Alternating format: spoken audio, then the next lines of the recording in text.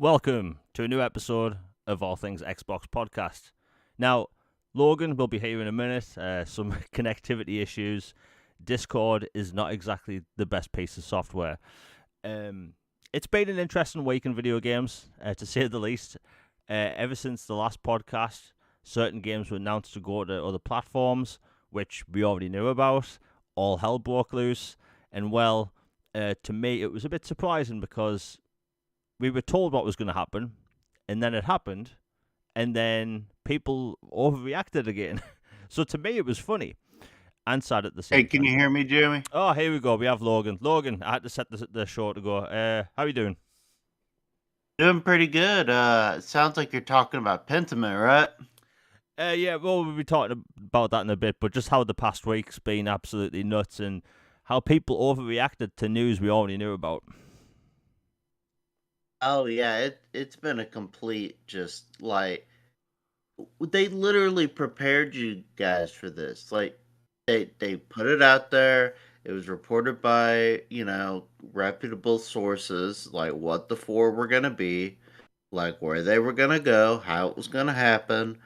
And then it happened. And then people are still like, "Oh my gosh, I can't believe this is happening." I'm like, "You're just delusional, or you just refuse to accept what is in front of you." Yeah, it was all over the place, but outside of that, we have a really good show today. A lot of positive news. Obviously, we're going to talk about the Sony layoffs because that's going to affect everyone in the end run. But before we get into all that, Logan, it's been a long week. Have you been playing anything interesting? Yes, I've been playing Trepang 2. Have been really enjoying it. I'm on the final boss right now, and it's kind of like a real spiritual successor to Black and Fear and early 2000s FPS horror type games. So if you like those, definitely try it out. And playing that, doing some occasional runs on Brotato because it's a fun, little mindless game, and am really excited to jump in as soon as it goes live for Dark Forces Remastered tomorrow. Oh yeah, I forgot about that coming out. It's a good time to be a Star Wars fan, especially for older Star Wars games, because it looks like we're getting one almost every month. um, so that's good. I've played a bunch of games. Back to Avatar a little bit. That game, like I said last week, it's never ending. Some Persona 3 Reload. That game is super long. I have no idea how long that game is, but I'm now in, I think, June in that game. So if it's playing out an entire year, then I'm still in the first quarter of the game. um, but hey, Persona 3 Reload, it's a fantastic game. I think more people should play it, and it's in Game Pass, so no reason not to. The visuals are gorgeous, voice acting's great. Overall, it's a fantastic game, and I think it's one of those games where if you're new to Persona, you're going to be good just jumping into that as well. Uh, I I randomly started playing Judgment. I bought it about a year ago, and it's the Yakuza spin-off where you play as a detective in Kumocho. I think that's how you pronounce the city. And I have to say, I'm blown away. It's incredible, and I'm surprised more people don't really talk about it. There's been a huge rise in the Yakuza fandom over the past 3-4 years, ever since Like a Dragon came out, and like those games great, but like Judgment is incredible. It is basically a Yakuza game, but you play as a detective, and it's just so good. The story is amazing. Like Logan, have you played Judgment at all, or any of the Yakuza titles? Yeah, I've played some of the original Yakuza titles, and I've always been interested in Judgment because it kind of it scratches that undercover cop kind of narrative that I really like Sleeping Dogs, but Yakuza style for the franchise. So it's one I've been interested in, and I'm glad to hear it's awesome. Yeah, great game, and that game always pops up on sale. I think like last week it was about £10. So if people see it cheap, why not? It's great, and it has English dub. The English voice acting is fantastic. Can't pick anything wrong with it. And honestly, I think it's one of the most polished games I've ever played. There's nothing wrong with that game. Um, Now I wasn't going to make this a topic because it wasn't really a thing till the other day. And bear in mind, we're just starting out the show. It would be appreciated if you're enjoying it. Please share it on Twitter and social media. It really does help. So the other day, I'm on the Xbox store as I normally would, and I see this really cool game. Again, I already forgot its name. So I put it in my wish list. And then about 12 hours later, I went to my wish list on my Xbox, and my wish list was completely empty. And I thought, well, that's weird. It's obviously a bug. It's something I didn't do. So I went on Twitter like a madman and searched Xbox wishlist. And what do you know? Everyone was having the exact same issue I was. There was some bug with Xbox Live Store and basically reset everybody's wishlist. Well, for me, I use the wishlist to remember games. I forget the names of certain games, or I should say most games or DLC all the time, so I put them on my wish list just so I can remember the name. I had over 120 games in mine. And anyway, so they've been fixing it over the weekend, and it turns out that if you're like me, and you put a game in your wish list before you realised it was wiped, that wish list may be gone forever now. So, absolute heartache. Like, Logan, did this affect you at all? Yeah, it did, and I was to be honest, I was pretty pissed about it because I had like hundreds of stuff in there, and mine weren't just games that I wanted. Like, I also like have built up a pretty good digital movie and show library on my Xbox, and I usually buy movies that or movies anywhere eligible. There's a cool thing you can do in case people don't know this. I learned it that you can sync your Microsoft account, your Voodoo account, and your Movies Anywhere account and stuff like that, and have everything kind of merged together that's eligible for the different apps. So I have bought a bunch of movies on Xbox on sale over the years and shows and stuff that have been able to pop up on other apps where I can watch them away from my Xbox and stuff. So I had a bunch of those on my wish list, like for okay, this movie's coming out. I'm gonna mark it, and when it goes on sale, I'll snag it. Or Dark Forces is coming out this day. I'm gonna mark it so I remember when it comes out, and then I'll get it. Or this is a game that I feel like a School of Bones, for example, like is way too expensive right now. But if it hits a massive megaton sale, I'll pick it up.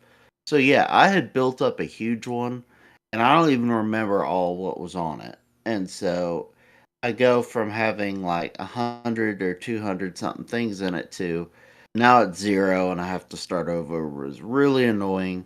It sounds like it's not the only quote bug Xbox has had this week, right? Yeah. I mean, it's been all over the place. Like, Bing has been affected. Obviously, I know you're hitting at Pentiment, but Bing was hit with the bug around about the same time. I think all of Xbox Live and Microsoft services were affected in some way. But I'm calling it the Xbox wishlist apocalypse, and it's not a big deal. Like, it's not something I'm going to cry on Twitter about. It's something I'll be melodramatic about just for the laugh of it.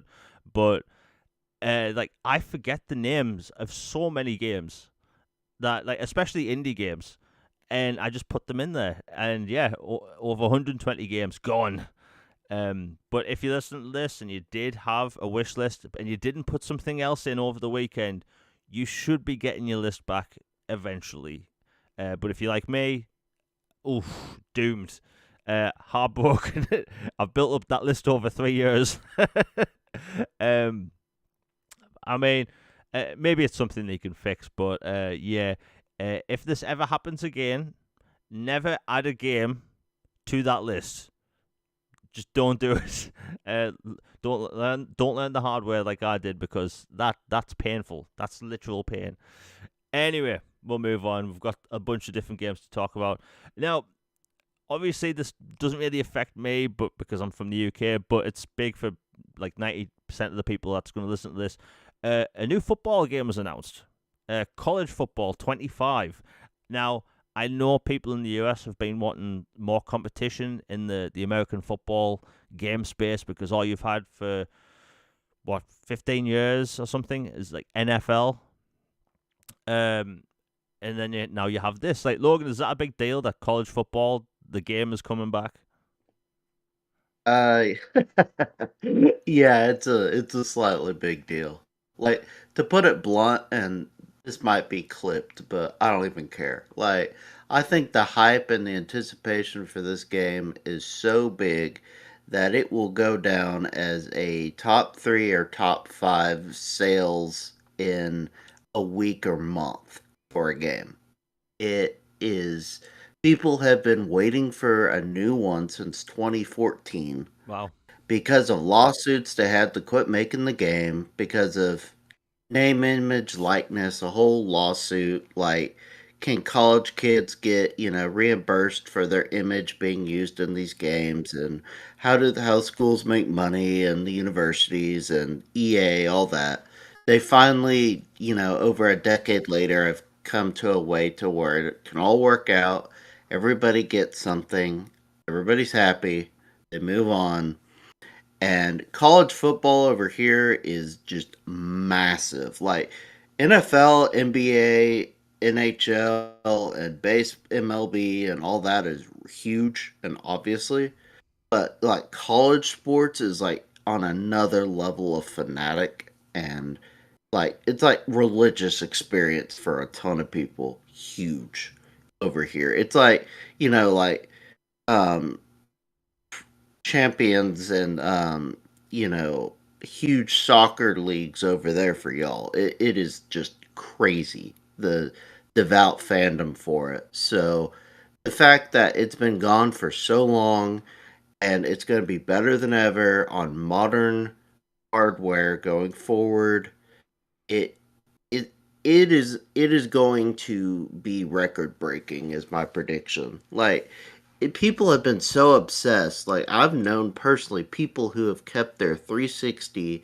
and their PS3 on life support basically just to play a game from 2014 that wasn't made BC, and they go in and manually enter the names of the players that would come in, even though the game wasn't continuing because of current rosters and stuff, and would set up underground leagues, and it's going to be insane. Yeah, I mean, as a British person, I don't really understand how big it is, but I know in the US, like college football, you have stadiums and like it's like a big thing over there, much like how we have multiple different kinds of leagues. So, I mean, that's really cool. The funny thing is, whenever I'm talking about backwards compatibility on Xbox, one game always gets mentioned, and I always get asked about it, is NCAA football, and I'm always like, No chance yeah. in Ice Cube's chance, and Yeah, yeah. There's no chance that you're getting a sports game from the 2000s backwards compatible. I mean, I would love FIFA or 9 to be backwards compatible. The best FIFA. It's never going to happen. But like in the football space in the UK, like you have multiple games to choose from. You have Pro Evolution Soccer, although that's got a different name now. It's free to play. And apparently, you have to buy each team. If that's true, that's nuts. But you have EA's football now, which is used to be FIFA, but hey, it's good to see that in the US you're going to have some competition. But it sounds like it's going to be a really big deal, which is really cool. But just this past week, I've seen a huge amount of hype for this like college football game, which is really cool. Anyway, we'll move on. Like Logan said, that's probably going to be a massive game. Another game that was announced, and by the way, every time there's a Nintendo Direct or a PlayStation Showcase or basically anything, everyone does the same thing. As soon as a game's announced, we go to Twitter to see if it's a multi-platform title. like, like without fail. it's the way. Yeah, it's just the way. It's what we do. So Star Wars Battlefront Classic Collection was announced, and as soon as I saw Aspire Media, I thought, well, this is skipping Xbox. And funnily enough, Microsoft put out the trailer on their YouTube channel almost immediately, and yeah, the Classic Collection is coming to Xbox in a few weeks. I can't put it out there without swearing how excited I am for this, because it's like part of my childhood, kind of. You know, it's like Battlefront was amazing back on the original Xbox, and it was on PlayStation 2. And like these Star Wars games were ahead of the time. Like you could go from one Star Destroyer, or I should say clone. I forgot what you call them, the clone ships. Fly to an enemy ship, get out your fighter, and fight other players. Well, in this collection, you have both games. You have Galactic Conquest, which is arguably one of the best multiplayer modes ever. And now you have 64-player multiplayer. You have characters that were specifically, I think, only in the Xbox version of Battlefront 2, which you can now play in Battlefront 1 and 2 across all platforms now. And you can obviously play the single-player component. The game's going to be 4K, 60 frames per second, which is great. Honestly, I know these are old games, but I'm so hyped for this because, again, Star Wars Battlefront was amazing back in the day. And like Logan, I know you're obviously hyped for this, right?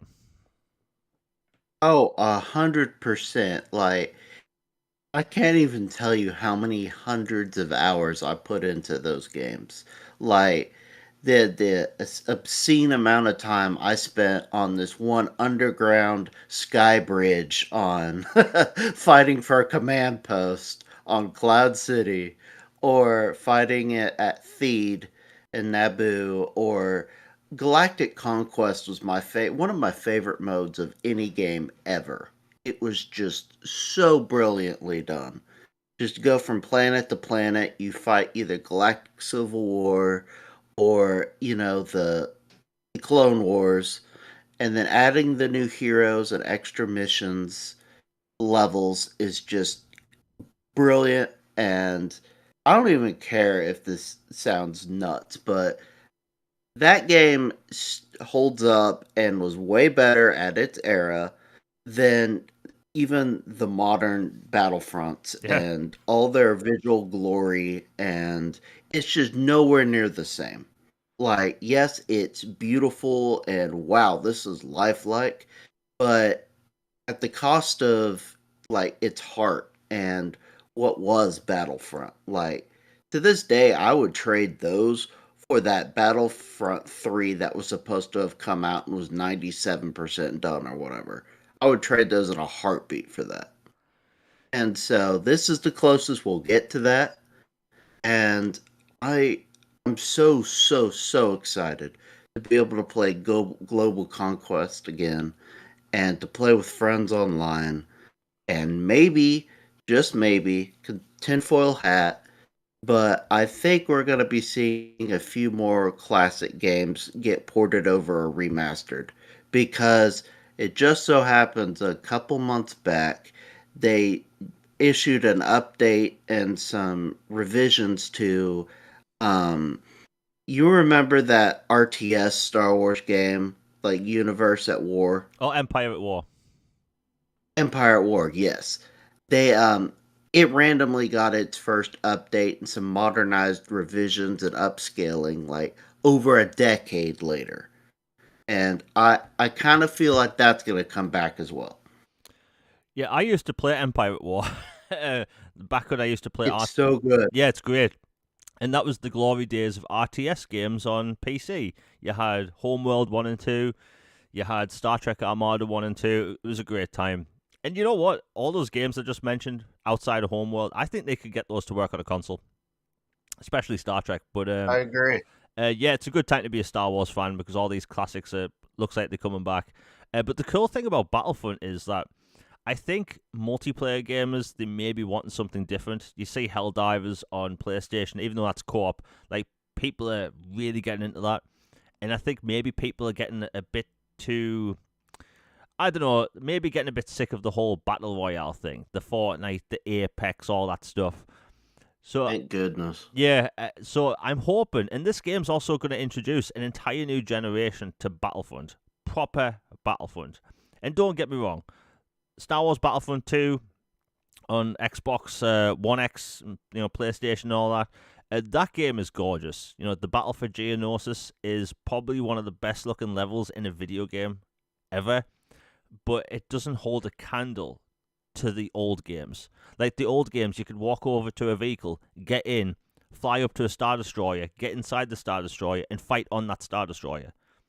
You couldn't do anything like that in the past 2 games. And like Logan said, we had there was a third game in development, 97% done. You can see a bunch of footage on YouTube, and it looks amazing. And that was canned. That was from an era where so many games got canned after they were almost finished, which is almost heartbreaking. Fun fact, there was a Stargate game on the original Xbox, a first-person shooter, in the vein of Halo 2. They finished the game, and it got cancelled before it released. That's horrible. Yeah, and as a Stargate fan, a massive Stargate fan, I'm still heartbroken over that. But yeah, hey, it's a good time to be a Star Wars fan. Plenty of games coming, and like even though this past week people have lost their minds over, again, stuff we're going to talk about later, it's been a good week for like game news, outside of the layoffs and stuff which we're going to talk about. But there's a lot of cool games coming. Anyway, Star Wars Battlefront collection is coming to Xbox in almost a month, I think. Next up, also during the whole Nintendo Direct, they announced Shin Megami Tensei 5. I probably butchered the name.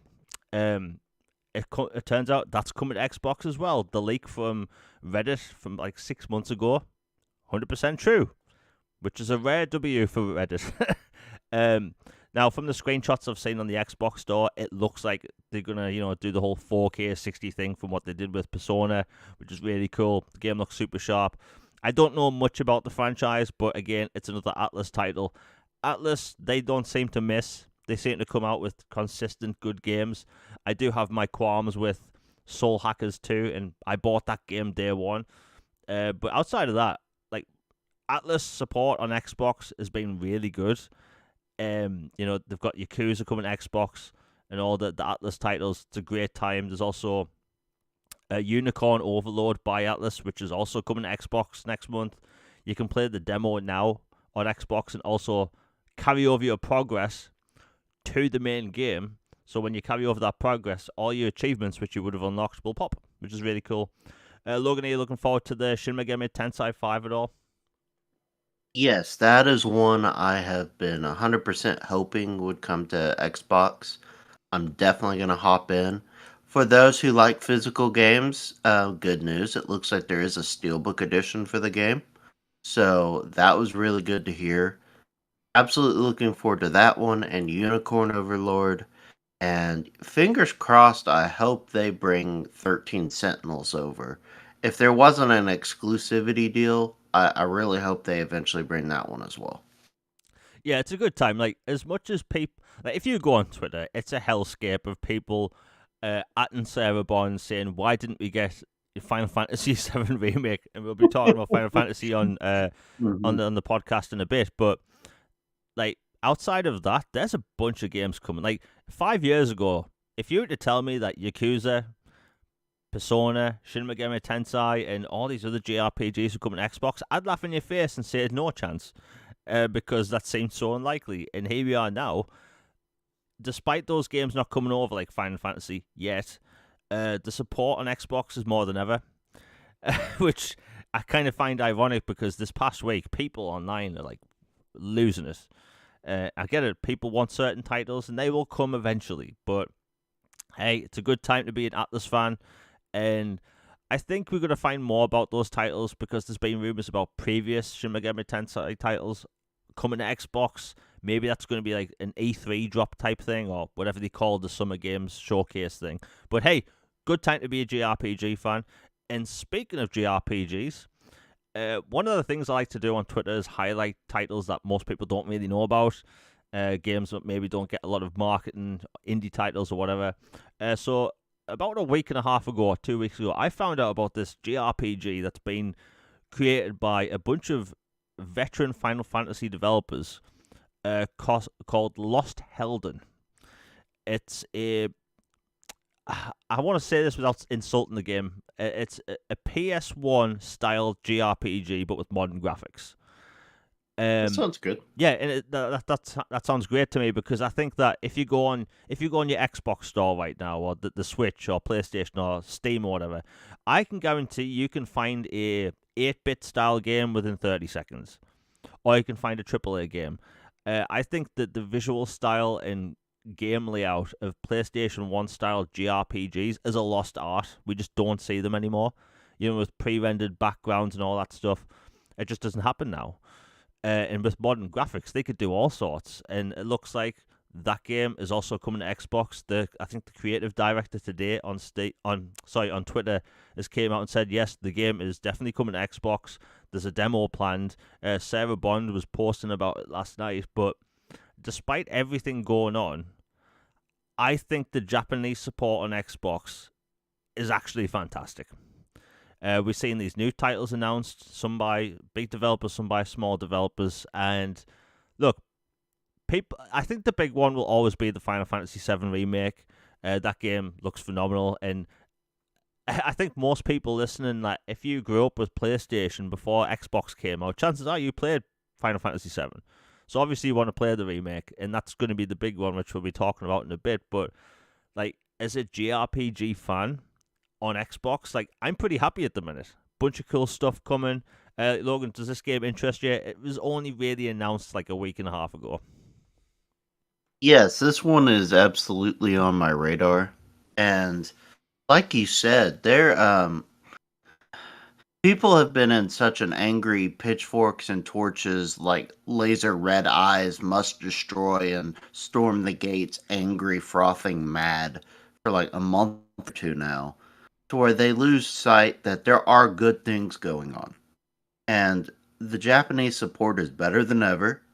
Like, games like this a few years ago wouldn't have even sniffed the Xbox ecosystem. But now they're coming over to the platform. They're being heralded by fans and the companies and the executive teams and all this. So kudos to Sarah and I can't remember his name, but the guy who's in charge of helping bridge small developers in Japan to Xbox and Asian regions to Xbox, and then the new lady who's in charge who came over from PlayStation to manage Xbox Japan. They are clearly, making their money's worth and doing a great job at it. So kudos to them. Obviously, I'd love it if every game could come over, but that's probably just not realistic. But what they're doing is so much better than before. It's night and day. One other game I wanted to shout out as a small personal favorite of mine was Ender Lilies came to Xbox a few years ago. It's frankly put, there are a few games that affected me as like beautifully and emotionally and powerful as that game did. It is, I think it's a masterpiece personally. It's a Metroidvania where you're this spirit of this knight, kind of, and you guide this girl Lily through this apocalyptic, Bloodborne esque Lovecraftian hellscape thing, and you deal with all these bosses and enemies, optional things, encounters, and it was just beautifully told story, lore, combat, abilities, items, everything. And I loved it. I'd give it a 10. It was phenomenal. And they announced that the sequel is indeed coming to Xbox, Ender Magnolia. So I 100% unquestionably recommend that to anybody. And that was announced on the Nintendo Showcase, and it is coming to Xbox. Smaller studio, smaller title that is artfully crafted, and it just goes to show that we are getting great games to the platform. And if everybody could just get their head out of dark places and just focus on some good stuff, you know, there's some pretty amazing games from all over the world coming to the platform, and we should focus on that more than, oh no, there's a glitch on this, or I am mad about something still from 20 years ago and I've refused to let it go and move on. I might as well move this into the whole Pentiment thing because we can talk about that quickly. I made a joke last night about Pentiment, the MLG Pro League for Pentiment, and a lot of people just didn't seem to get the joke and just get angry that I wasn't angry. Like, look, if people follow me on Twitter, you'll know that I don't get angry about video game stuff. I can be disappointed, you know, but outside of that, I'm not going to be like angry over something. So, if for people that don't know, the PlayStation 5 version of Pentiment launched, and it turns out if you have VRR mode on, you can get 120 frames per second on Pentiment. Now, last time I checked, Pentiment isn't the type of game that I don't even think you'd notice. Like, it's hand drawn animation, right? Hand drawn animation is 24 frames per second for that look. So it doesn't matter what frame rate it's running at, it's always going to look a specific way. So, anyway, it turns out the Xbox version was 60 frames, and Josh Sawyer came out on Twitter and said, look, it's a bug, they're going to fix it. Now, to me, that's not a big deal. It's Pentiment. Like, was anyone really playing Pentiment at because it was 4K 60 on Xbox? Like, did anyone really play Pentiment and thought, I can't play this, I'm getting dizzy, I need to play this at 120. My reaction time on these illustrations, it's not what it needs to be. like who thought that? Who cares? And I don't see it as a big deal. Should Microsoft have patched it when they could have, and when they first noticed it? Yes, but who cares? Right? And obviously, you have. If you go to that post I made joking about the MLG Pro Pentiment League, which the way people are acting, people may as well believe that's a thing. People like, this is disgusting. This is disrespect to Xbox fans. It's like, do people really think like that? Like, maybe it's because I'm like a very laid back person, but do people really think like Microsoft went out of their way to make sure that the PlayStation version ran better just to spite their own fan base?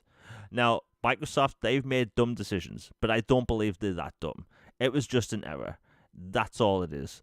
And the fan base on Twitter lost their minds. And the thing is, there's a difference between being critical, having an opinion, and losing your marbles. And all I saw last night was people losing their marbles over Pentiment. And I guarantee you, most of those people either A, didn't play a Pentiment, B, have no intention of playing Pentiment, or C, don't even own a TV capable of 120 hertz. So I don't understand. Like, Logan, you saw the hellscape on Twitter about this. Like, the overreaction was wild. Yeah, it was. it was, chef's kiss, just beautiful, just disaster, just unfolding. And it like goes back to like when they first announced Pentiment after guess what? We already knew it was gonna happen. But as soon as it got announced for PlayStation, Switch, everything, people start losing their marbles again. And then the Obsidian and, limited run games announced, physical editions for it, which is awesome news. That should be celebrated. But instead of that being celebrated, people are like, wait a minute, why is this version in the back instead of up front? Or it's like, are you seriously shafting your own player base? You're not even promoting your game properly, and this, and like all kinds of conspiracies. And it's like, I think this is all bred from like the fans have gotten to such a point where they think everything is a clue or a Rubik's Cube or something they must solve, when sometimes there's really nothing there. It just is. Some dude in an art department or dudette put together a thing. Believe it or not, I know this is an Xbox podcast, but PlayStation has the most user base and has the largest numbers, so it being put in front on an image scale from a third party publication who makes physical games is not a slight on the Xbox platform. It is simply highlighting who they will probably sell the most physical copies to. It is that. It is not them going, ha, let's just really, give a jab to Xbox and laugh at them while they're down. I really just have a hard time believing that.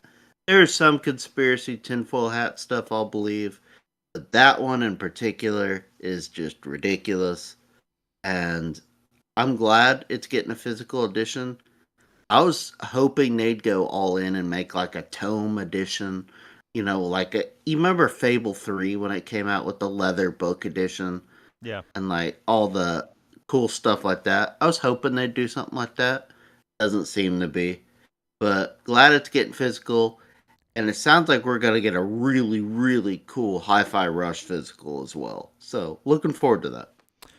Yeah, I think the whole people losing the marbles thing over the game case thing. I just looked at that as Microsoft. They want people to know that Sea of Thieves is available on other platforms, so you would obviously put that front. Like it was weird. Like people were overreacting to that. And people were overreacting to the fact that we don't get physical editions until the PlayStation version. Now, if you know any history about limited run games, they clearly have a uh how shall I put it? They have a limited amount of, or say, a max amount of games that they could print for a platform. And Microsoft, they only allow certain amount. So, like, I'm just gonna make something up here. Microsoft only allows a minimum amount of 20,000 copies made to be a video game. Um, and a lot of companies don't want to make that small amount. So limited run games, they worked out a deal with Microsoft where they will make physical editions of games. Really cool stuff. These deals take time, right? And it makes sense to do everything all at once. And like, look, I will say this: limited run games, from what I know in the UK, the import price is ridiculous. Microsoft needs to, and the same with Sony and Nintendo. They need to work out a better way for people outside of the US to get these games, because limited run games kind of useless. Like, if a game is £30, you're basically paying £30 for the import fee, from what I can tell, and that's just not happening.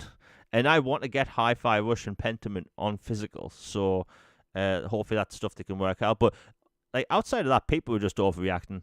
Hi-Fi Rush, I think that's going to be announced with the Switch 2 next year. It is a next-gen only game, so I can't see how you'd get that to run on the Switch, especially with all like the 60 frames, animations, and all that stuff. I just don't see it happening. Sea of Thieves. Was Sea of Thieves actually announced for the Switch yet, or just quote unquote multi-platform? I believe Sea of Thieves was for now just multi-platform for PlayStation, just like Hi-Fi Rush was multi-plat but not Switch. But I fully believe they will be on the next Switch. Yeah, the Switch 2 being put off till next year, and that's going to annoy people. I was 100% sure it was coming out this year, but like I think Sea of Thieves, Hi-Fi Rush, that's definitely a Switch 2 thing. But hey, I mean, people just need to get over it. like, uh, when all this stuff was happening with the rumors before the business direct, the Xbox community online were losing the marbles, thinking, "Oh, we're going to stop getting third-party support because people are going to go over there." Logan, do you know that the people I know in real life that are Xbox fans have no idea any of this is going on? No idea. Yeah, like I've had conversations with people like outside, and they're like, "Oh, they're doing that." Like, oh, okay, that's kind of cool. So you mean I can play it here or there or on my Xbox? I'm like, yeah. They're like, oh, sweet, and then they move on.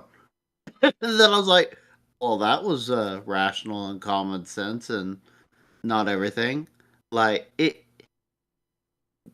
people get so, and I'm guilty of it, just like everybody else. But once you're just if you spend too much time in the Twitter bubble, you start to think that is the only way and how everyone thinks about stuff.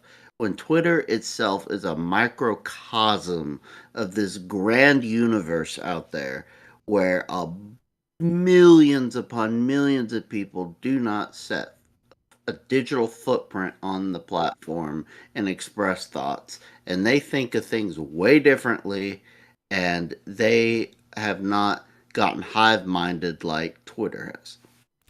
Yeah, like people, I think like if you're all in like the gaming community on Twitter, like you kind of forget that the majority of gamers that make the bulk of Microsoft, Sony, and PlayStation's gaming money, it doesn't come from us. It comes from the regular people that don't use Twitter to talk daily about video games. They don't go and like most people that listen to podcasts are in the gaming space. Most people that listen to podcasts, they aren't the 90% of the gaming folk that,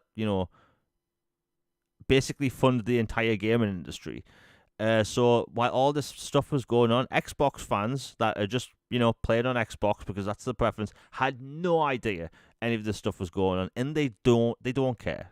They really don't care at all. Can they still play their games on their console? Cool. And then they move on to playing something. They don't argue on Twitter, which I thought was really funny. But hey, it's over and done with now. I will say this. Hi-Fi Rush releases on PlayStation, I think it's the 18th of March. I can guarantee you that day people are going to lose the marbles again because they're just going to. I will say this, though. It will be interesting to see the meta scores of these games because I would expect a couple point bell curve bump. Yeah. For some reason, Hi-Fi Rush will just get a better score. And it wouldn't surprise me if Microsoft was just using this as a gauge to see if the Xbox tax is real. Because if Sea of Thieves, Hi-Fi Rush, Pentiment, Grounded score even a point higher on other platforms, people have to ask why. Is it because it's on the reviewer's favorite piece of hardware? But that's all that stuff out the way. It was really annoying this past week. We all know what games are going over. People need to get over it. It is what it is. And remember, this is an experiment for Microsoft. These games may sell. They may not sell. I honestly think that Hi-Fi Rush and Sea of Thieves would be huge on the Switch. Well, Switch 2. The PlayStation audience, I'm not entirely sure because, again, Sea of Thieves is first person. They get motion sick. Grounded is a survival game. Hi-Fi Rush, they called it crap for a year. Pentiment, they laughed at that because it was this 2D animation. So who knows? Like, joking aside, I think some will do well. I think some won't. I don't think Pentiment and Grounded are going to do that well on PlayStation. But yeah, we'll move on. We'll actually have to quickly hop back to the last topic quick for a moment because during the Nintendo showcase, they announced a few games that weren't coming to Xbox but are going to PlayStation. And there was this reaction on Twitter, people saying this is why we aren't getting these games. So there's a Monster Hunter Stories game. It's not coming to Xbox. And I think there's another smaller Capcom game not coming to Xbox. I think it's just... I don't really think there's much of a reason behind it. I think it's Capcom being very spotty when it comes to being consistent. Capcom has not been consistent for ages when it comes to releasing games on Xbox. Turns out Sega, they've been very consistent over the past few years. Square Enix, I mean, that's a story for another day. But I think it's just things... Microsoft still has relationships they need to improve, and they'll get better. They will. And I did see the comment a lot that you aren't getting these games because you aren't buying Monster Hunter. I have to say, are you absolutely nuts? Monster Hunter World sold millions on Xbox. And it saved Capcom. Yeah, that saved Capcom. Like, Capcom games do well on Xbox. And Monster Hunter Rise, which launched in Game Pass, that was in the top 5 of top paid games in the UK. So there's clearly a Monster Hunter fan base on Xbox now, and has been for a few years. So the reaction to that, people just, I think on social media, people have to learn that you can voice your concerns and wants without sounding like an idiot, right? You can just voice your concerns and don't say it's the end of Xbox, because every single time a game, it doesn't matter how small it is, or even if people want it, they will get annoyed and they'll say it's the end of the platform just because it's not coming over. It's like, get over yourself. But that's that. We'll move on. We'll quickly talk about the Sony layoffs because I've noticed double standards today. Shocker. So for the past year and a half, there's been a ridiculous amount of industry layoffs across the gaming industry. Embracer being the big one. They've closed multiple studios down. Hundreds and hundreds of employees have been let go. Microsoft, I think in December they laid off, I think it was like 10% of the workforce or something. Facebook, they let go a lot of people, thousands of people. and all that stuff's been reported, mainly the Microsoft stuff, and it turns out today, uh, Sony, they've laid off, I think, 900 people. They've shut down the London studio. Multiple games have been closed down and, well, cancelled. One of which being the Twisted Metal live service title, which I thought would be really cool because it's something different for the live service landscape. And it's awful to see. It's awful to see this. It's games are costing way too much to make. We've talked about this before. We've talked about this a lot, and I'd like to bring this up on Twitter because we live in a world where these AAA games cost $200 million. Like Spider-Man 2 cost $300 million. $100 million of that apparently went to Marvel. I don't know if that's true or not, but it is what it is. And like, look, the AAA landscape isn't sustainable the way it is. We've talked about this before, and I think people need to just. I feel like we keep bringing this point up, but I think people need to take a step back and not expect everything with every title. Do we want shiny, super realistic games? Yes. But does every game need to be that shiny, realistic, super detailed Unreal Engine 5 game with ray trace and Lumen and all the latest features? No. Like, unless you're Rockstar Games, I think that the AAA landscape is going to crash. I can't see any games or any developers really surviving if anything continues the way it is. I've seen multiple people today in the industry suggest that maybe the prices of games should go up. Again, that won't fix the problem. More and more people tell me they aren't going to buy games at $70. They aren't going to buy games at £70. They'll wait for a sale.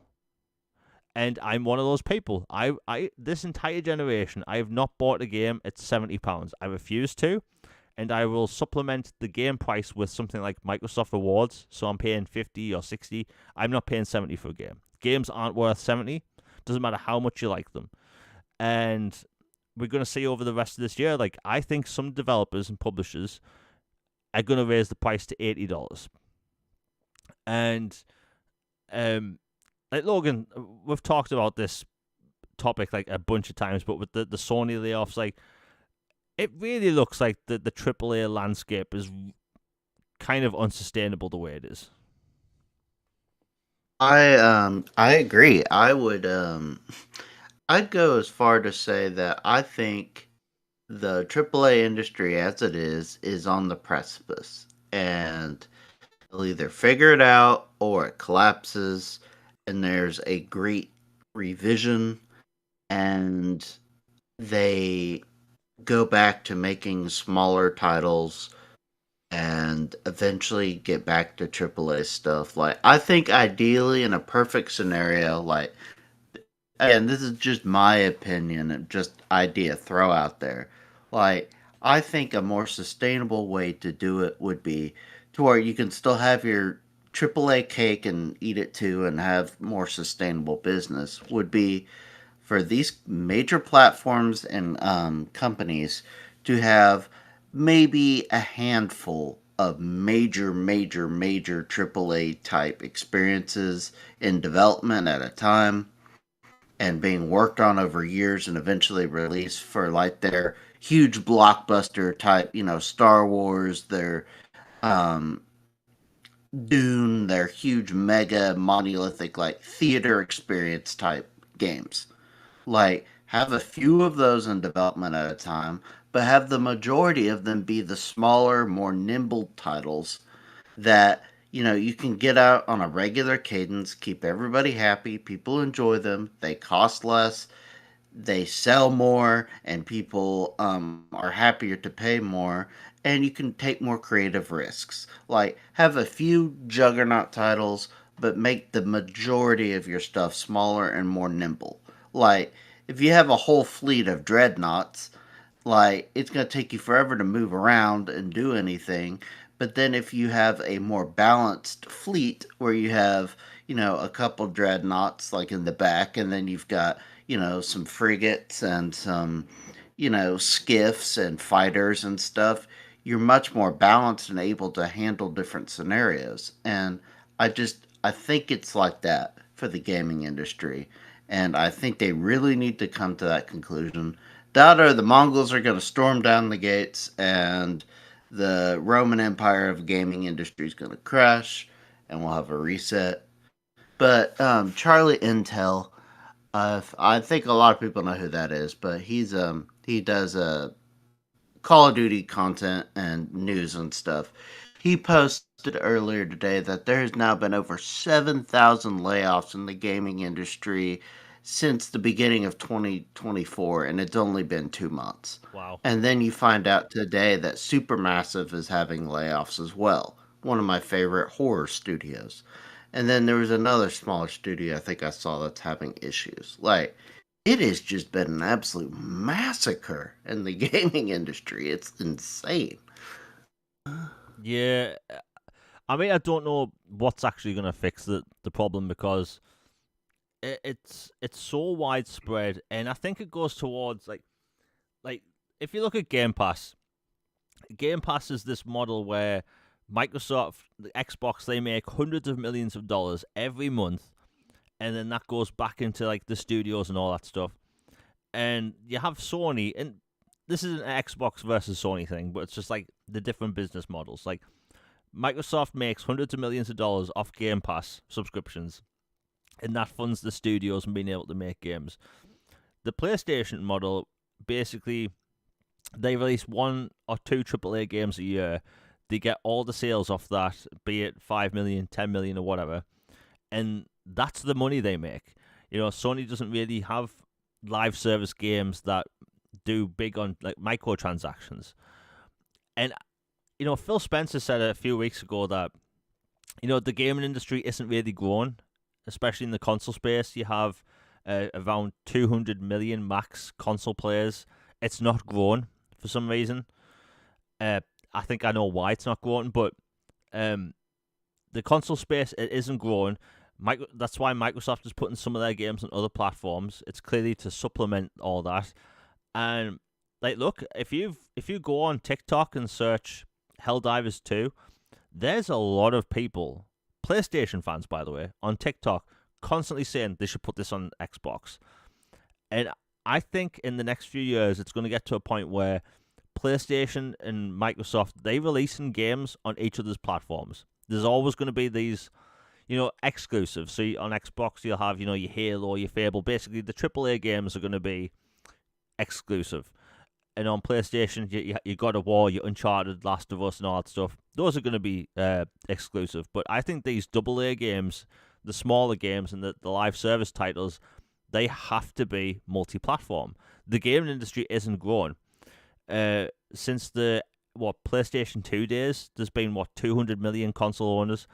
Xbox 360 topped out at 90 million. The PlayStation 3 around 90 million. The Wii, I think that was 120 million. And like last generation, it ended up being about the same when you add all them up, and it's like it's not growing. And you have this like part of a younger generation where they don't want games for Christmas. They want V-Bucks. They want Roblox dollars or whatever. I don't know what the Roblox money's called. But they like to play their games, and they may play their Fortnite or Roblox on their dad or mother's console. They may play Fortnite or something on their iPad, because gamers don't really, like a part of the younger generation, they don't really care. They just want to play their Fortnite. And I think that's why the console business isn't really growing. It's because that you have part of the younger fan base that they just want their battle royale. They just want to play that one game and then they're out. And 99% of the gamers I see on Twitter, they are the older gamers. I'd say most of them, is 25 and up. And like, what's Microsoft going to do? And like Phil Spencer said this, they could charge their players more money with various different ways, be it microtransactions or whatever, or they could put the games elsewhere. So like, it wouldn't surprise me if you see something like Helldivers 2 on Xbox and Switch 2 in the future. Obviously, your God of War is going to be on PlayStation, but like your Halo, that's always going to be on Xbox. But like, I don't know, Hi-Fi Rush 2 is a launch title for next gen, and then 2 years later they put it on other platforms. That's just me spitballing, but there's something needs to change because the AAA landscape it's scary, and I've just been looking at so Alan Wake 2 is arguably one of the most technically impressive games ever made. It cost about $50 million. It sold about 1.2 million copies. To me, that's tragic.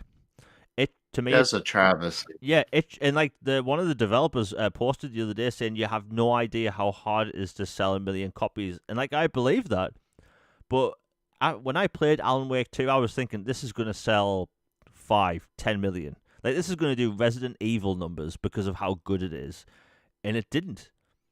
It just didn't at all. And it was it was a smaller budget game. It is still AAA, and then you have RoboCop Rogue City, and this is a double A title, and we both played it. Amazing game. The fact that they made that game in 3 years blows my mind. They such a dedicated team. I've just looked now. Apparently, it sold as of 2023 over 400,000 copies. Now, to me, I thought that would have sold like 5 million because of how good it is. The word of mouth for that game is positive through the roof. Everybody loves Rogue City. But something's going to change over the next few years. Like, Logan, do you think like what I just said with the whole like the smaller games and the should I say multiplayer games will be multi-platform from both Microsoft and Sony? Yeah, like honestly, I foresee a future where, well, okay, this might be a little bit of a longer explanation, but I see several different doors that this could lead down. Sorry, the phone's ringing in the background. Um, there's door one where they keep, pretty much everything exclusive except for a few smaller things, and everything is kind of tenuous and tepid at best, and they just limp along for as long as they can. Another door, they bring the majority of their stuff to every platform they can. They make as much money as they can, and then they keep a few tentpole franchises exclusive to their ecosystem. Those blockbuster, like, this is an Xbox icon, like make it an icon series, like Xbox icons, Nintendo icons, PlayStation icons, and then a third door where no, there's nothing barred. Everything goes everywhere. It's the Oprah game way. Everybody gets a game. Everybody gets everything.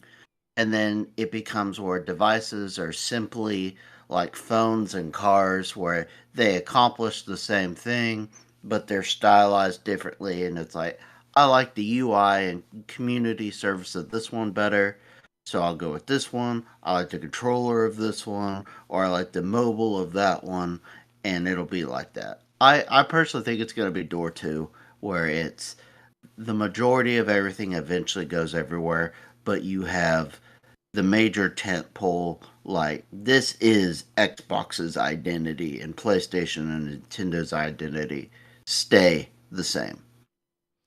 Yeah, and the funny thing is, Nintendo's just sitting there on the sidelines, minding their own business, like they don't care.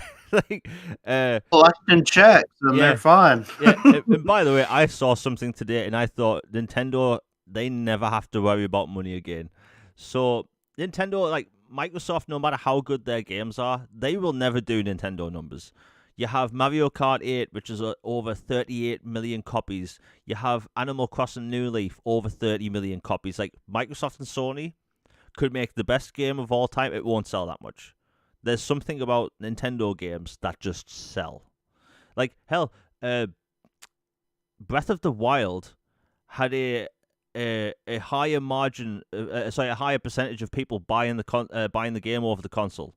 So, like normally when it comes to a launch title, you might have an attach rate of like 20% if you're lucky. Breath of the Wild had an attach rate of over 120%, meaning people were buying Breath of the Wild that didn't own a console. Like that is crazy. You can't buy that kind of like power, right? Um, So anyway, today, Microsoft, I should say, so I can't speak today. Nintendo, they had their Pokemon Direct, and they announced something, and I thought this is going to generate more money than anyone could even imagine. While the rest of the gaming industry is falling apart, they announced that Pokemon, the trading card game, is coming to iOS, and you can buy packs of cards and open them. You know, and you can get 2 free packs a day, which you can open and trade them and battle people. And I just thought, like, the trading card game in real life, like, that's gotten really popular again. People collecting Pokemon cards again, but they making a digital version where you can buy digital packs. That's just DLC and microtransactions for Pokemon cards. So, like, Nintendo, I'd be shocked if we hear about any layoffs at Nintendo.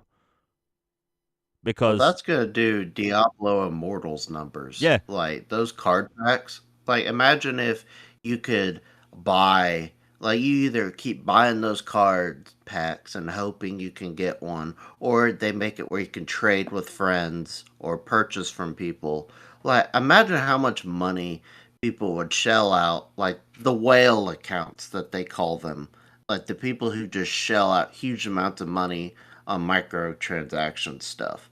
Imagine they have a holographic Charizard card, and you can either struggle and maybe never ever get one, or you can shell out a bajillion dollars and get it. I bet you there would be people who would shell out the money just to get the Charizard card.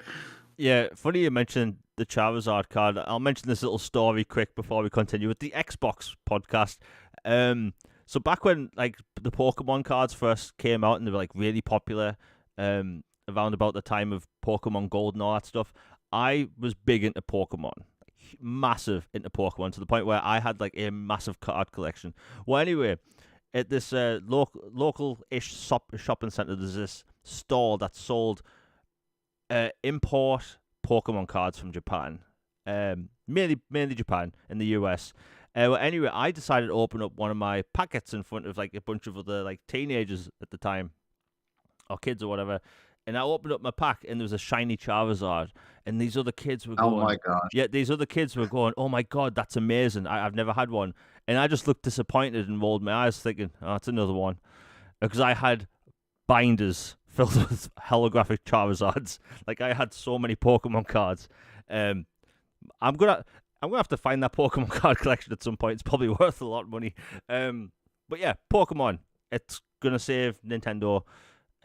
Not that they need saving. Anyway, we'll continue. Gaming industry is a mess. Oh, that's what I wanted to talk about quick. So the layoffs. So all these media outlets that reported the Sony, the Microsoft stuff constantly. Well, Jeff Keighley was one of those people, and I went to his account today and to see if he's talking about the Sony layoffs, and it turns out no, he's promoting a smell-o-vision product. A sophisticated AI that releases real scents alongside your gameplay, including smells like gunfire, explosions, racing, storm, and forest. And you can have upgraded DLC scents that include napalm, human exertion, ocean, and golf course. So rather than posting about the layoffs, that sounds like a paid marketing deal. like, like, that's where we're at now. The Microsoft posts were all over the place, but no, it's okay. We're going to talk about smell-o-vision. Smell-o-vision. Wow. Talk about, and like, whenever you talk about the whole Xbox tax thing, people will think you're wearing a tinfoil hat. All you need is eyeballs that one company is talking about differently than the other. All these layoffs are equally as bad. Anyway.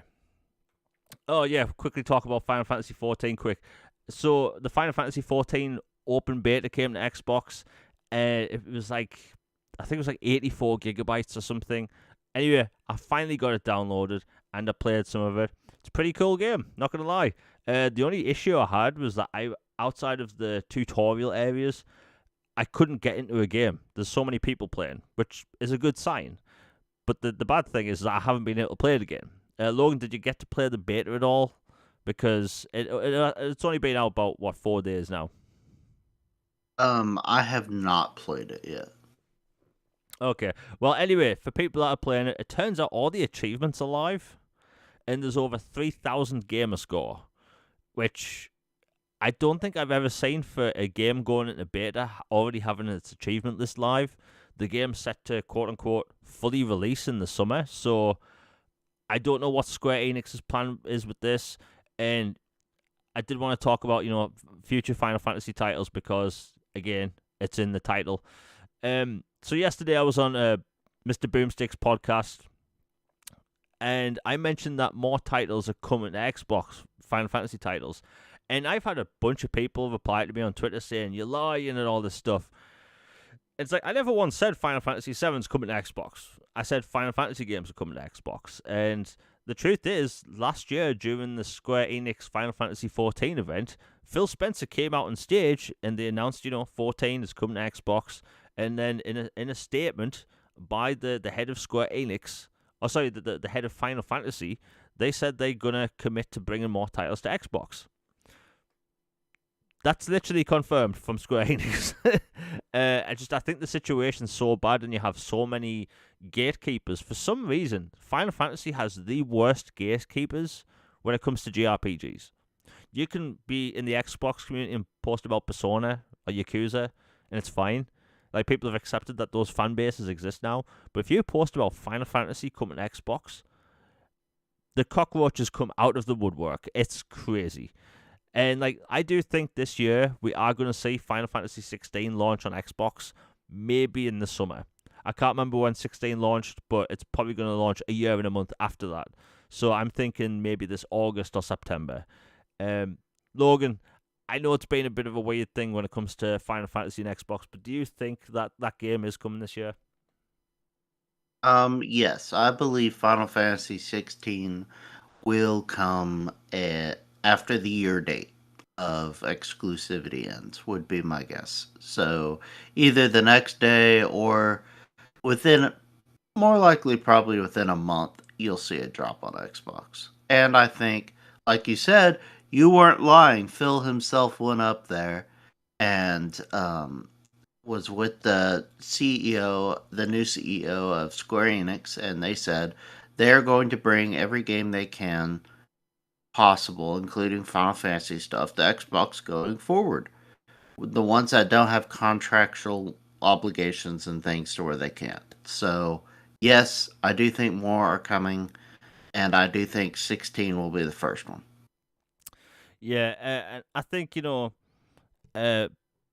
gamers on Xbox, like, that stuff is coming. I think Square Enix, more than any other publisher, they have a lot of making up to do for the Xbox fan base. Like, it's all about trust Yes. when it comes to these publishers. Sega is one of the most beloved publishers when it comes to Xbox. People love Sega. And Square Enix, they'll just have a bigger fan base if they actually do the right thing by gamers. I do think the Final Fantasy VII trilogy will come to Xbox, maybe when the trilogy's done. Maybe. Who knows? That deal's all over the place. Maybe we'll see something this year. Anyway, before we continue, if you're enjoying the show, please like, share, and subscribe. It really helps the channel out because YouTube, it's an amazing website, but sometimes it doesn't give people the notifications. Super chats are live if you want to support the channel. Anyway, Logan, it's been a weird week when it comes to rumors because ever since January, everyone's spreading every rumor that they've seen on Reddit, Reset Era, Icon Era, which is funny because that's a cesspit of a gaming website. Like, I don't know why people go there. Anyway, people just start randomly spreading this rumor that Elder Scrolls 6 is going to be multi-platform, despite the fact in the FTC court case it said it's going to be exclusive. And remember, this time last year, people were losing their marbles, saying like, "Oh, Microsoft shouldn't have this game exclusive." Like, Logan, you obviously saw like people losing their minds on Twitter over this fake rumor, but like, do you think it's at a point now where people are just believing everything they see? Um, Honestly, yeah. I think people got so up in arms and into hysterics about things to where they'll believe just about anything that anybody puts out there, even if it's like wait a minute, it's like have to quote Jon Snow, have you ever considered this might not be the most reliable source of information? Like, like who told you this exactly? Where did you get this information from? Because you know John Doe in Cleveland with 40 followers versus and this is not a slam on people with small accounts and smaller audiences and anything like that. Not at all. There have been credible and reliable account reports from some smaller stuff. Just an example though of like somebody that's got like an egg avatar, small following, posts some crazy outlandish thing, and then it randomly gets picked up and spreads like wildfire, like a plague across the internet. And then everybody's believing it and repeating it verbatim like it's gospel. And then it's like, did you actually track down where this came from? And versus, like love them or hate them, there are some journalists out there that are really good at their job. They get really opinionated sometimes, but they do a pretty good job and they're pretty accurate. And when they post something, you can take it to the bank. Like, always check and double check where this stuff is coming from if you can. If there's a lack of breadcrumbs or something leading to it, be very, very suspicious of it. And especially if it's coming from places outside the quote normal, the avenue of information. Like, if it comes from a random discussion forum, treat that very tepidly at best. If it comes from people who have been known to regurgitate and cycle information all the time, just rumor mongers or aggregate farms and clickbait sites and just, Moss Isley type cesspools of places, like, don't take it at face value. Yeah, I think like people losing it over every rumor now, and it's like I mentioned this last week. Someone can make something up on Reddit. It filters down to reset error, then it filters down to Twitter, and people take it as facts, and people will talk about it in spaces or in podcasts, and like whenever it comes to a gaming rumor, I always try and backtrack where it came from, and like 99% of the time, it's from Reddit. It's from a random user, or someone says, "I heard this." Where did you hear it from? Why have I never seen your account before?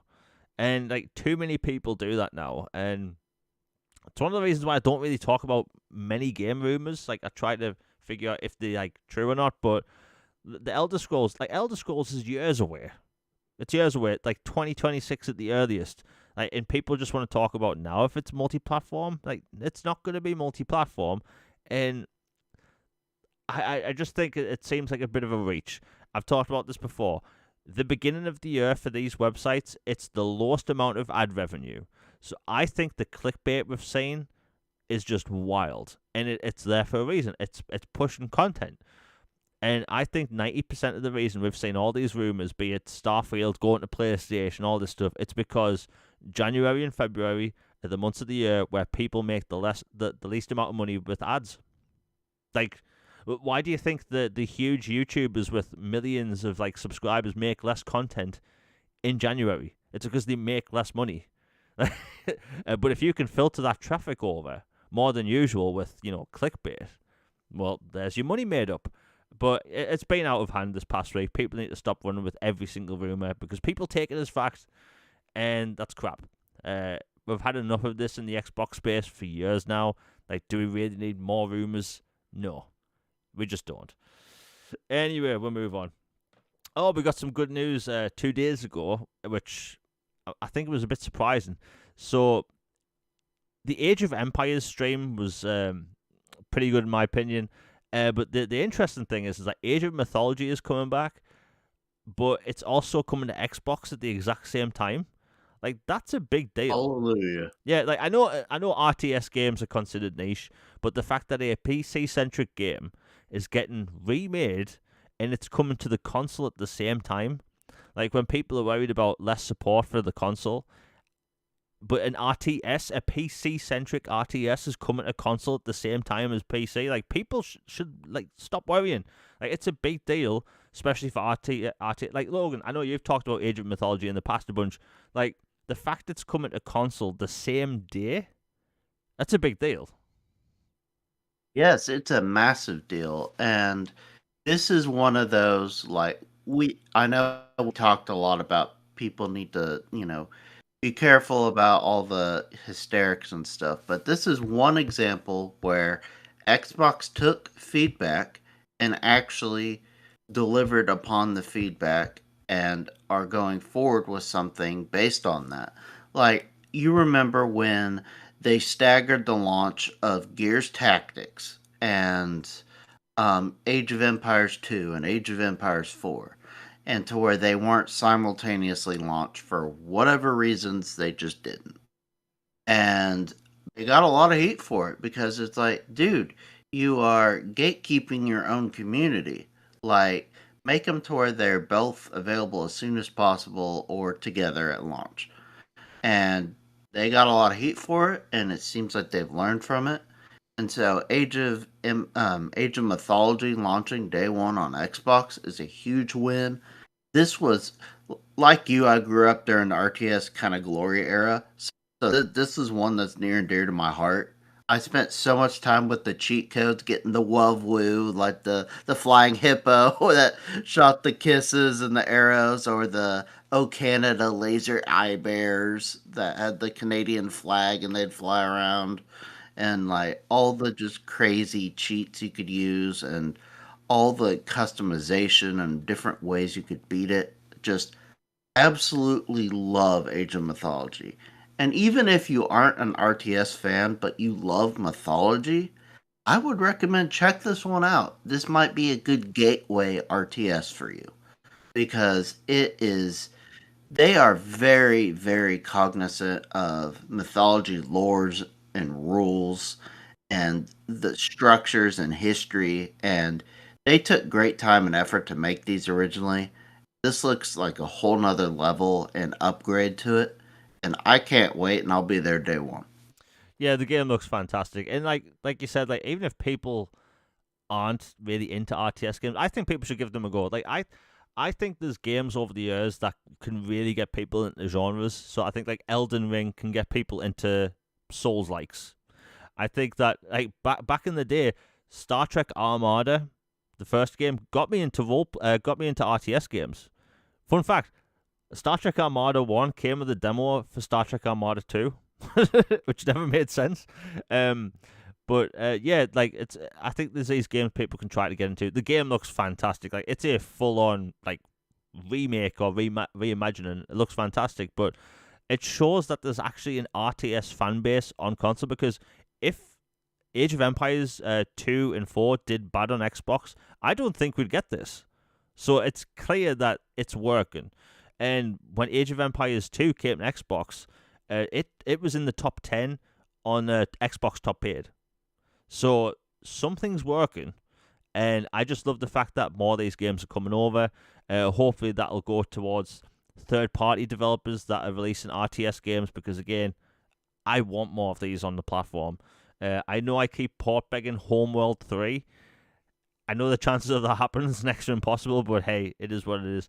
And also Elden Ring Shadow of the Erd Tree. That trailer drops. Day one. Yeah, day one. I think in the UK it's $34.99 for the expansion. It looks fantastic. You know, Microsoft partnered with From Software for the marketing deal. There's an Elden Ring Xbox controller coming out. It's on the pricey side, but the game looks amazing. And if people pick up Elden Ring now, they'd be able to get through that entire game by the time the expansion's out. I will say this though, I wouldn't be shocked if Microsoft try and get Elden Ring into Game Pass for June. Because That would be brilliant. yeah, like Elden Ring would be a huge deal for Game Pass, and it's proven in the past that people will play these Souls likes if they're in the service. Wolong Fallen Dynasty launched in Game Pass, had a huge player base. Lies of P, huge player base. So, like, and especially Elden Ring, you already have over 20 million players in that game, and if you put that in Game Pass, you're gonna double that pretty much overnight. So yeah, the trailer looked fantastic. It looks like it's gonna kick my behind again. Like Elden Ring took me, I think, 3 months to finish, and what a journey! And I can't wait for like Logan. Think about this DLC is essentially the most hyped game of the year, and it's just an expansion.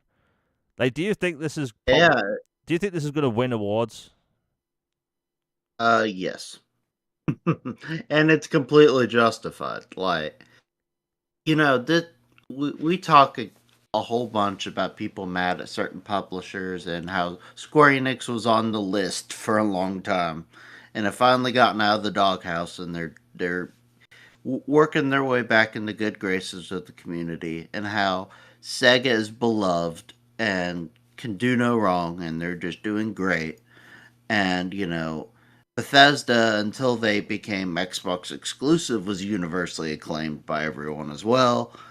And like there's just certain places you can trust and be like, you know what? I know I'm going to get a supreme quality product and experience from this studio or this publisher. FromSoft, after Elden Ring in particular, has earned that, and everybody's like, you know what? A massive expansion that will be the size of some games for this is 100% worth what they're asking, and it's going to be incredible. Can't wait, and I expect it to be a truly breathtaking experience. Yeah, one of the interesting. Oh, I'll go over the details quick before we change topics. So the map is going to be slightly bigger than Limgrave from Elden Ring.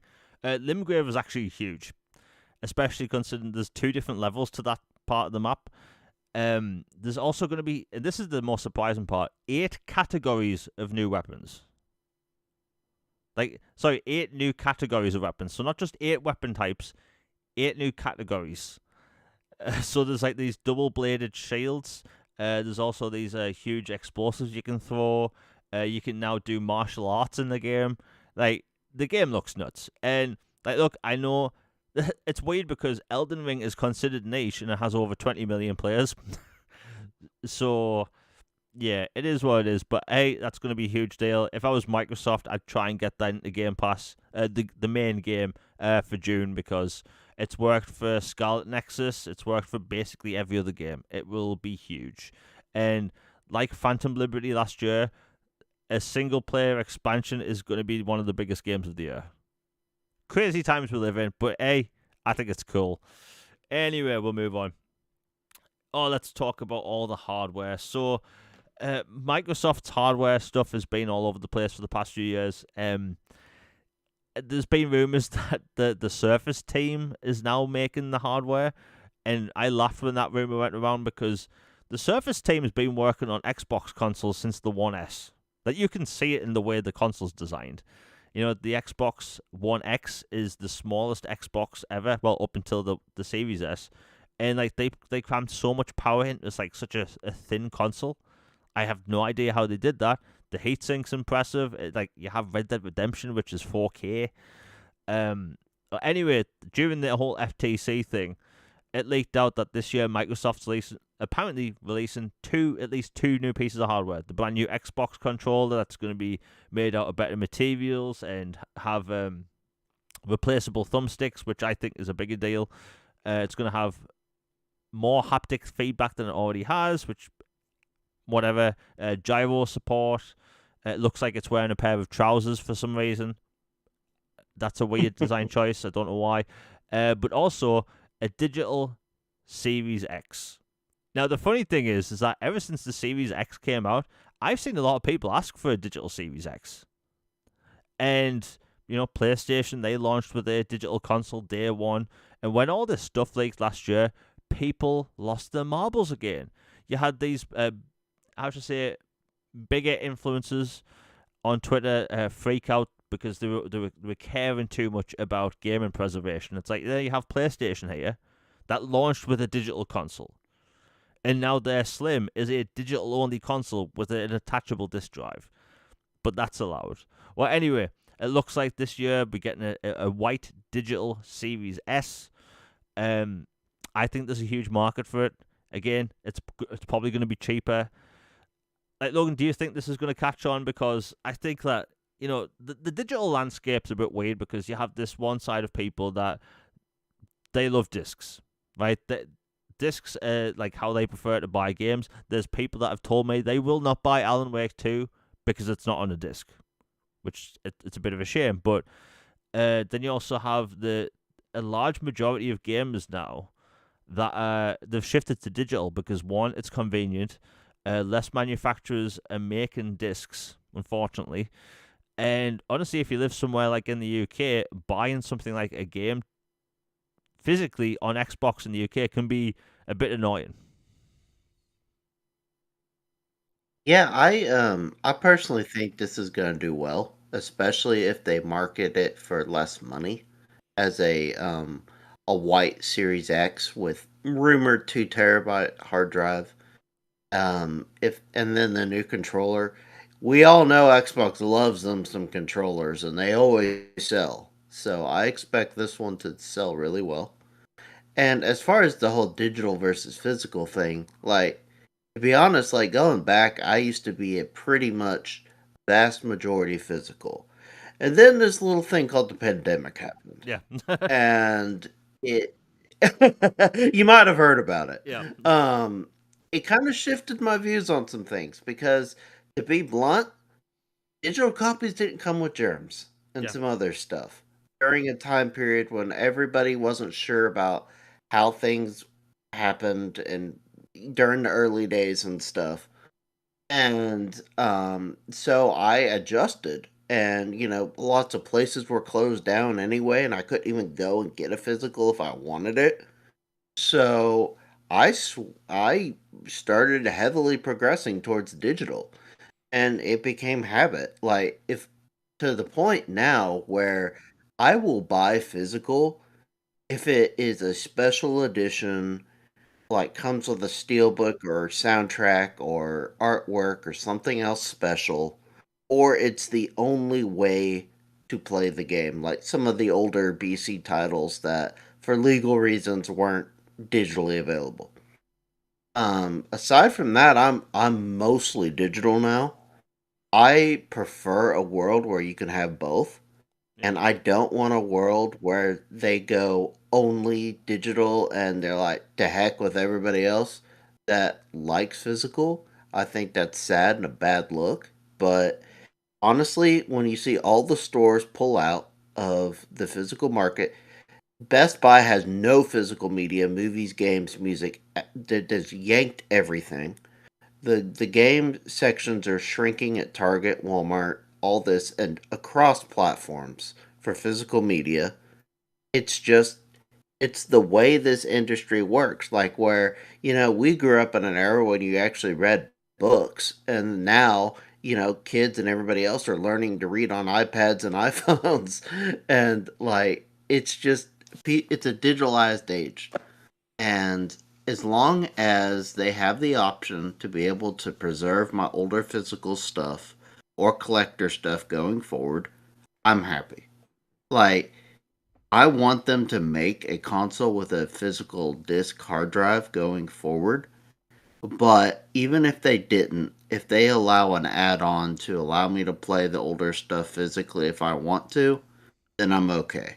I just the only way I'd have a problem with it is if it was pure digital and you're up a creek without a paddle if you have some physical stuff.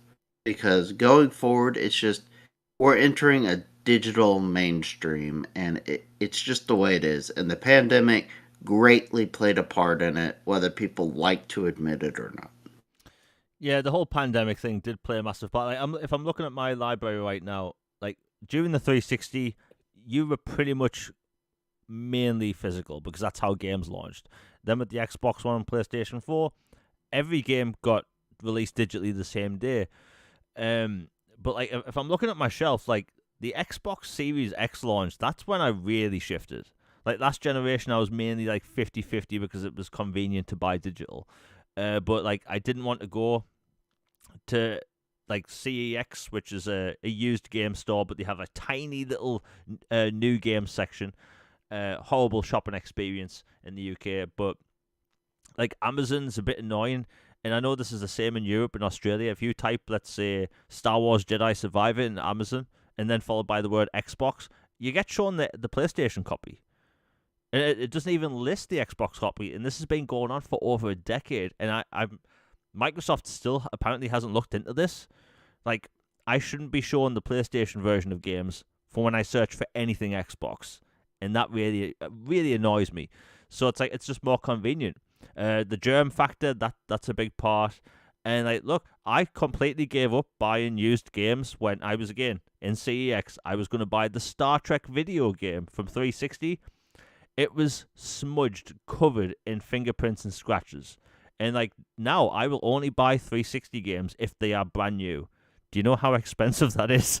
like, Quite a bit, yeah, especially for some of them. yeah, like finding brand new copies of 360 games in 2024 is it's pricey. It's very pricey. I mean, hell, like last year I got the both Transformers games on 360 for £32 each. Personally, I think it was worth it. I'm still waiting for the BC games to be added. Microsoft, get on it. But like it's a weird time, and I think the physical console will do. Sorry, the digital console will do well. I will say this though, I have a theory about all these Microsoft consoles. So there's been a rumor flying around for the past few weeks that Microsoft is going to do a handheld because of how they kind of mentioned something in the future devices. I have a theory that their handheld console isn't a next gen console. If you're looking at the power draw from the consoles we have now, I honestly, this is just something I kind of believe at the minute, that I kind of believe that Microsoft this generation are going to launch maybe a handheld. A Series S in the form of a handheld. The Steam Deck and the ROG Ally proved that you can fit that much power in a handheld. I don't know how you go about getting next gen games, like 10th generation games on a handheld. I just don't know how that works, like the science behind it. But like ever since the Series S came out, and it proved that people like the digital console, they like the smaller form factor. You have these companies that produce these screens that you can attach onto the back now, which is pretty cool. And people, I've seen people post videos of themselves playing an Xbox Series S on a plane with that little screen. Like that's super cool, but people want a handheld. Well, anyway, last week I asked people on Twitter if they want an Xbox handheld, and overwhelming majority said yes. Like there is a market for a Xbox handheld. 5 years ago, that would have been a no because the landscape was different. But it's proven that the digital console works, the handheld thing works because again, you have all these companies coming out with these like Steam Deck style games, and I don't know. I just think it kind of lines up right. Like Logan, like, I know the rumors have been all over the past few weeks, but given how powerful next gen is gonna be, and again, that's a few years away. Like, do you think it's more likely they'll launch a handheld this gen or next gen? Because the power is going to be nuts. That's a really good question. Um, I don't know. I'm kind of conflicted on it. On one hand, I think if you're going to introduce a new kind of tier of hardware and a new type of experience that dramatically, alters or kind of changes the Xbox, vibes, I would think you would want to make that a next gen launch thing. But on the other hand, I could see it as kind of like a gateway thing to where you can make a. I'll hedge a bet. I'll say that they could make a purely mobile type, Steam Deck, ROG Ally type device for this generation of games. And then next gen, they could have the hybrid, the Series H that we had talked about. Or you can dock it like a Switch and play on your TV at home, or take it on the go, and it can do both and be as powerful or more powerful than a Series X.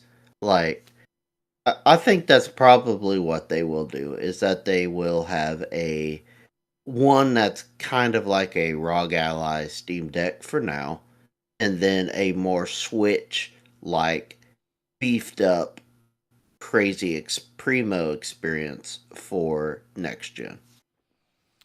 Yeah, it was just a thought because I'm looking at the power draw and like the quote unquote apparent PlayStation 5 Pro spec leaks, and I just don't know how you fit that style of hardware into a handheld at an affordable price because like the Steam Deck, the ROG Ally, they aren't cheap. Do you know what is cheap? A Series S. So like what you slap on a screen, give it a decent battery, make it a handheld, like maybe you can do that affordable because you again at that kind of handheld, you don't want to play games at 4K because you can't really see it. So like if you have a lower resolution but less power, maybe the handheld comes out this year. I'd be interested to see that. I think there's definitely a market for it. I will say that the next few years for hardware is going to be really bloody interesting. The whole physical, I should say, attachable disk drive thing, that's something Microsoft has to do. People should not be locked into just buying a digital-only console and not having an option, especially when Microsoft, they offer 4 generations of games on one box. And most people's 360 games are on disc. People's original Xbox games are on disc. You can buy them digital, but I'm going to say the majority is physical. But it's going to be an interesting time going forward, especially for hardware. I think that, obviously whatever happens this year with hardware, people are going to lose it.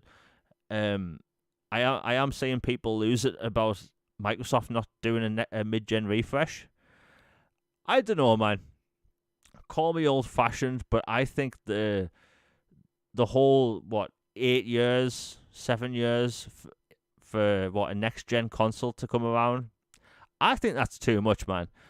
Back in the original Xbox days and below that, console generations were 5 years long, and people would get excited about new hardware, and the console we would get would be an absolute monster, as opposed to PC technology. But now PC technology is moving at such an alarming rate that I think maybe Microsoft, they just look at it and think maybe we do 5-year generations again, because I think 5 years is maybe the sweet spot. You're giving developers enough time to get used to the hardware, but also you have time to actually produce hardware that's going to be a big enough jump. Because I think, look, the PlayStation 5 Pro that will releases next year or this year, people are hyping it up, saying it's going to be the 60 frames game for GTA 6. Look, I tell you, GTA 6 is not going to be 60 frames on any console.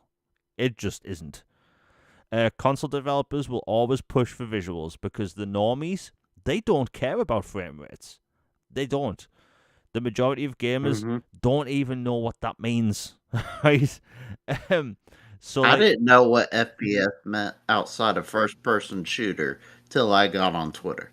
Yeah, nobody really cared. If you're on PC, chances are you knew about that stuff. But the only thing I knew about frame rate on the 360 generation is that that's what Call of Duty was advertised as. It was the 60 frames experience. But before Twitter, before that, I didn't really know or care. Now the only people that do care are people that really care about power, like PC gamers and all that stuff. Are people that in the console space on Twitter. Nobody really cares about it. I think this time around a mid-gen refresh, it's not necessary. It's really not necessary, especially when look, people keep saying this generation hasn't started yet, but that means that should also go towards a mid-gen refresh, right? I'd much rather have a 6-year cycle where we get a brand new console and there's no this time around, there's no need. There's no 4K TV bump people are looking forward to. Back in 2016 and 17, people were excited about 4K. One, because the Xbox was crapped on for resolution gate. Every article for every game was Xbox resolution gate. Xbox GTA 5 has less grass. And then the One X came out. And people were like, wow, console games at 4K. And that was great. But I think we're at a point now where, the pandemic, it slowed down game development. We're now getting games out more consistently, which is great. However, people still want more games. There are, if you're stuck on last generation, I honestly don't think there's many huge reasons to jump to this generation. Like I can list a bunch of games that are really good that are next gen only games, but if you're stuck on last gen and maybe saving, I honestly don't see the point. Like, yes, Starfield, amazing. Jedi Survivor, it turns out it's getting a last generation version. Alan Wake 2, great. Hi-Fi Rush, great. But like Logan, outside of those like main like huge games, would you say to a last gen gamer that there's much of a big reason to jump? Well, it would depend on who I'm talking to. But like if I was talking to somebody who had lots of disposable income and was, looking for the best possible console experience or, the best possible games and stuff, yes, I would recommend it because they could, have it with their 4K TVs and all this other stuff and have the best possible experience with all the older games and the new games and stuff going forward. But if I was talking to somebody who was on more of a budget or was more of a casual gamer that, just wants to be able to experience most of the stuff out there, I would have a harder time selling it. Like, you know, obviously I would recommend it if they could have one, but it's not to a point to where it's like you must have this if you want a good experience or to be with everybody else. Because as we talked about with third party stuff and the way the gaming industry is going, so many people are being bumped forward anyway with their devices and everything on everything for games that it's no longer a necessity to have it. Like, I still think they're undercooking in the S and X and PS5 as is. Like, they still haven't drained as much juice from those things as they can. So, I don't think a mid gen is needed. And I would say if you can get one and afford one and you really like it, then yes, I would recommend a current gen Series X, S, PS5, whatever. But if it would take a noticeable amount of constraints or budgeting, saving, or you're just kind of into games but not really, then no, I wouldn't. Honestly. Just being honest. Yeah, like don't get me wrong, I love the new generation hardware we have, but we still live in a time when people refer to the Xbox Series XS and PlayStation 5 as next gen consoles. It reminds me of the 360 when I remember in 2010 developers were still calling the PlayStation 3 and Xbox 360 next gen consoles because you were still getting a lot of like cross gen games. But this time we're seeing more cross gen games. I think in an ideal world, that Sony and Microsoft they would not release mid-gen refreshes and let developers cook for like I just saw in chat 7.5 years. Like I'd say 7 years. I think 7 years would be fair for a generation. But like I just think a mid-gen refresh this time around just kind of messes it up a bit. You're throwing more hardware into the mix in a time when people just want more games. And I think like in an ideal world, would it be cool to say, hey, instead of spending that money on R&D and new hardware, put that towards games? Like that's not really how these companies work. Like the money towards hardware would never go towards games.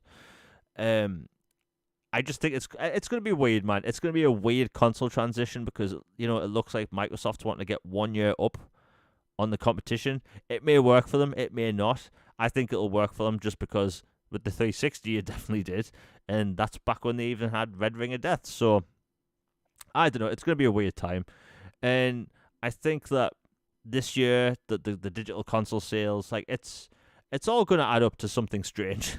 like I think the pandemic like really messed how people perceive this generation because a lot of people are waiting for that quote unquote next gen experience. For me, it was literally Alan Wake and Starfield. Like those games to me scream next gen. People are still waiting on GTA 6 to be their next gen moment, but I think for a lot of people, they are still waiting for that next gen experience. Um, it's crazy. It's crazy, and who knows if it wasn't for the pandemic, I think that the landscape of how people think right now would be completely different. I think people would be more on board for a 2026 console. I think for a lot of people, 2027 still seems early. It just depends on how they It go. does to me. Yeah, it just depends on really think about this. Everyone listening, and Logan, think about this. 2019 was 5 years ago. What? Yeah, yeah, like uh, like honestly, the pandemic felt like a decade. I'm not even kidding. yeah. Uh, Like I saw it trending on Twitter the other day. Like, what do you mean 2019 was 5 years ago? Oh God, it has been half a decade. Um, but like it is crazy that oh yeah, just say 13K in chat mentioned no Avatar. Yeah, you know what? Avatar was one of those next gen moments for me. The mainly because the verticalness, is that a word? The verticality, that's it. The verticality of the forest and just how you interact with the forest. Like that is a very next gen game to me. Don't even know why I forgot that, especially considering I've just been looking at gameplay for it. But yeah, Avatar, that's another great next gen experience. But again, this is what I'm saying right now. I'm calling that a next gen game, and it's been out 4 years. Like that's where we're at now. Um, I think if Microsoft they start their next generation, which it looks like maybe with Blade and Elder Scrolls. Maybe that's how Microsoft's planning to, get ahead next gen. Get ahead for a year. They have two massive launch titles at least. They have the Call of Duty marketing deal. It could work out for them. It really could. I just think it's gonna be about how they advertise the platforms because I've said before, how do you advertise a mid-gen refresh? You can't say it's got more 4K or 8K or 120 frames because their current consoles literally say those, numbers and letters. So it's going to be weird. And quickly before we go, the South of Midnight media assets, and I was the one that noticed this the other day, while making content. Like South of Midnight's media assets were recently updated to include widescreen, ultra wide screenshots and also mobile phone vertical format. Now, normally when this happens for a game, it means that there's something inbound. There's going to be some news, or like right before the developer direct, all of the avowed media assets were removed from the Microsoft's press portal, shall I say, and then they were put back on with the new screenshots. So I'm thinking we're going to hear about South of Midnight maybe in the next 2 months. Because it was rated a few months ago before Christmas. And honestly, Compulsion Games has been making that for 6 years now. It's been a long time.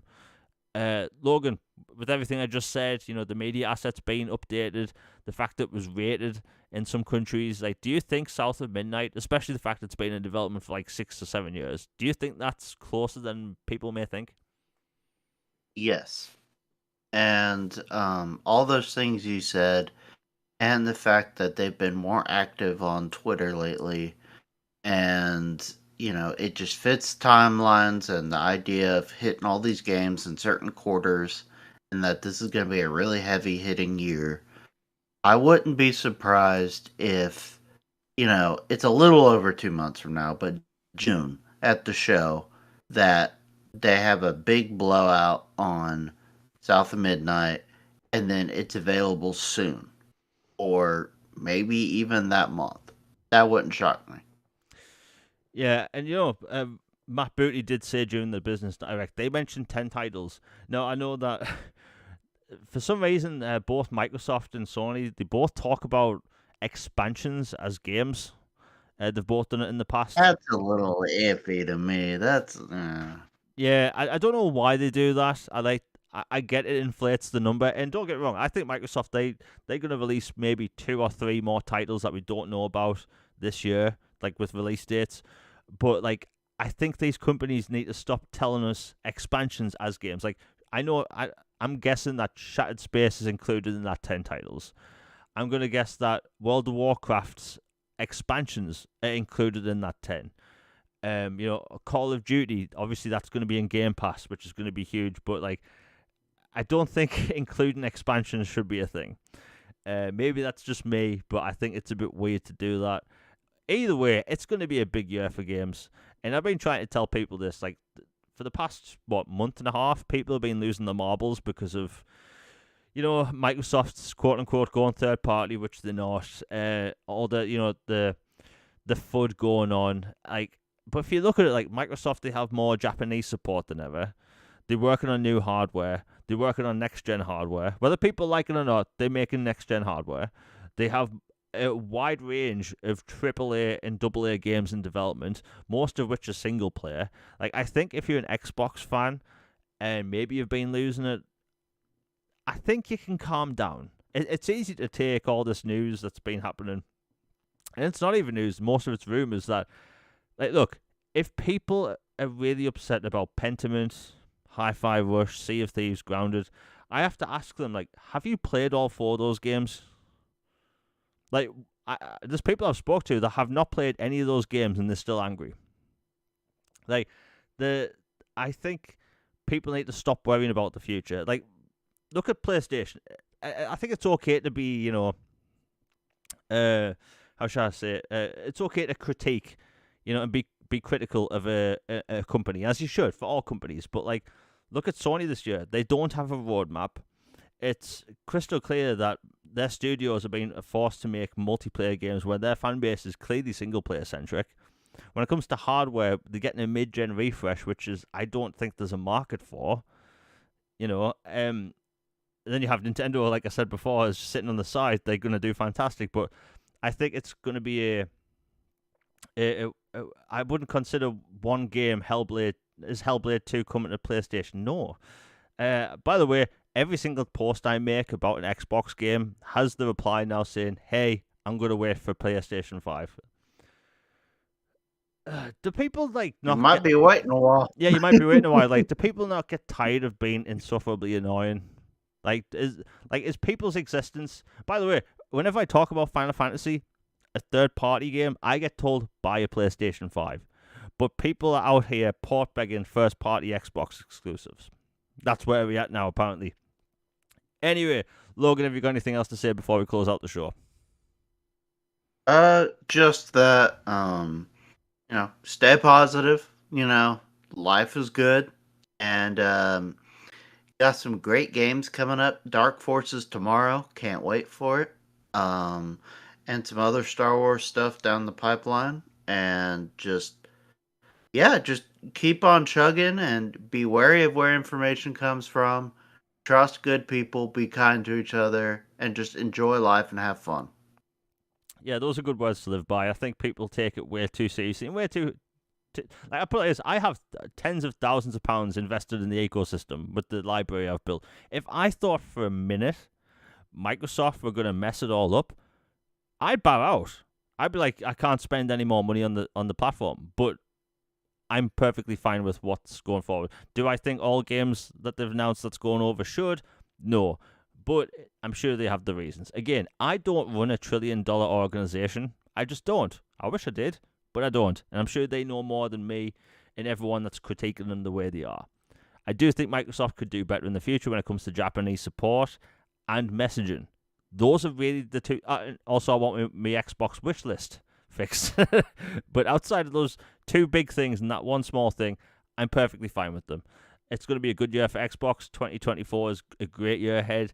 Many first-party games, many Japanese games are coming over, and things look like they're going to get even better. Anyway, Logan, it's been great talking to you once again. Everyone in chat, again, incredible. We'll be back at the same time next week. I might... Yeah, okay, I'm just checking my calendar. Okay, I have a video going out in the next few days, so if you like Xbox games, you're going to like the video. Again, sharing this and future videos is always appreciated. It really helps the channel out, especially when you're trying to grow. Anyway, we are out. Goodbye, everybody. Peace.